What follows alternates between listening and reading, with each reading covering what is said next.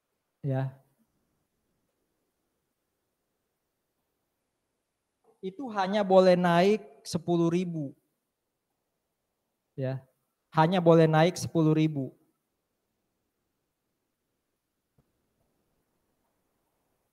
Oh, saya paham. Ini konsep gini saudara-saudara. Berapa tadi lossnya? Lossnya awal pertama kali muncul berapa? 20 kan? Oke. Sekarang ternyata di 2024 nilainya jadi 96. Berarti loss yang 20 itu boleh dibalik 6.000. Karena toh maksimal lossnya adalah 20. Berarti yang boleh dibalik itu ya 20 maksimal. Ini karena cuma 6, semua boleh dibalik. Bagaimana kalau ternyata carrying amount di sini 90, ini recoverable amount-nya 101. Itu maksudnya tadi. Kenapa harusnya ini nggak saya ganti ya. Sekali lagi ini 2024. Makanya tadi saya coret. Bagaimana kalau 90 di 2024, dari mana tadi 90 dapatnya? 180, carrying amount yang 2023, kan masuk 2024 180. Berapa penyusutan 2024? 180 yang ini bagi 2, berarti 90 ya. Berarti 180 kurang 90, carrying amount-nya kan 90. Bagaimana kalau recoverable amount-nya di tahun 2024 itu ternyata 101. 90 ke 101 itu berapa? 11.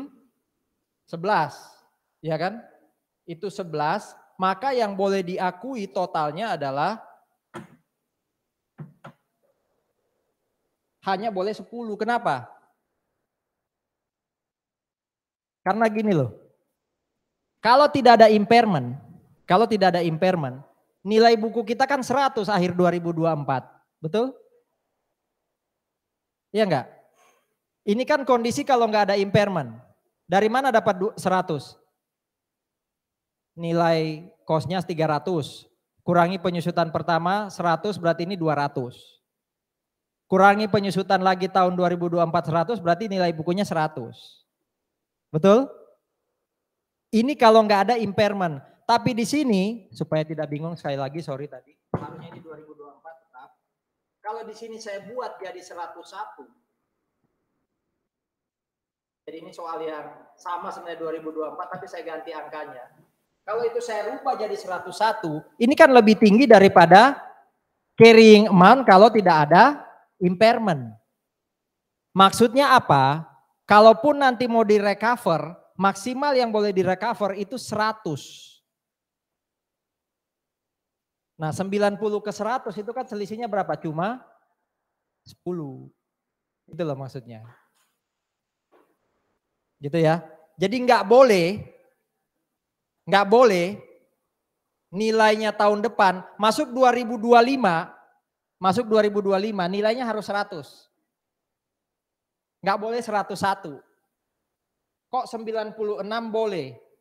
Tadi ada kan 96. Ya karena kan dia masih di bawah 100. Gitu ya. Jadi maksimal book value tanpa impairment yaitu 100. Kalau di sini jadi 101 udah salah. Jadi ini tetap tahun 2024. Bagaimana kalau 96 ini jurnalnya? Bagaimana kalau diganti jadi 101 ini jurnalnya? Ada pertanyaan, impairment.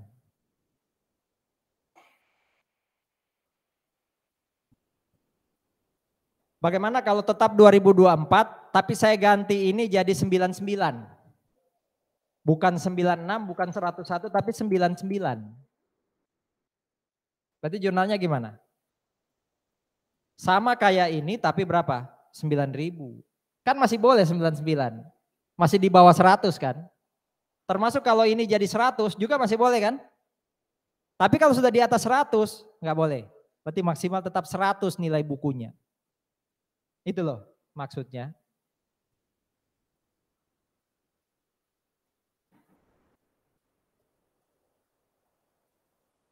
Nah, bagaimana kalau ada aset yang mau dilepas? Bagaimana kalau ada aset kayak gini? Contohnya ini nih, meja ini mau saya jual. Meja ini mau saya jual, tapi ternyata ada impairment. Impairment itu tadi apa? jual di pasar nilainya lebih rendah dari book value. Saya lakukan ini nih tadi. Saya lakukan ini kan. Saya lakukan perbandingan ini nih. Nah ini saya lakukan perbandingan ini. Ini harusnya nilai bukunya sih 5 juta. Ternyata di pasar kalau dijual lagi tinggal 4 juta. Oh berarti ada impairment. Tak itu nggak impairmentnya. Nah ini. Ini yang disebut cara mengimpair kalau asetnya mau dilepas, mau dijual. Yang kita hitung tadi, ini asetnya mau dipakai terus sampai selesai. Ya. Nah ini bagaimana kalau menghitung aset yang akan dijual. Apa kata-katanya ini? Apa maksudnya ini?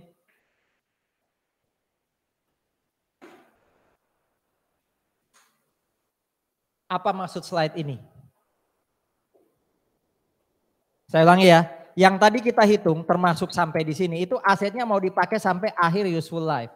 Tapi ini adalah cara untuk menghitung impairment kalau asetnya ada rencana mau dilepas atau dijual. Artinya apa?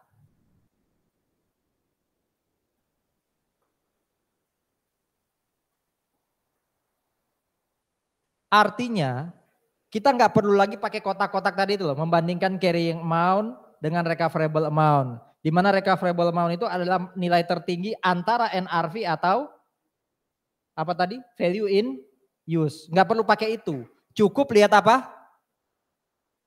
Cukup lihat apa? NRV. Khusus untuk aset yang akan dijual.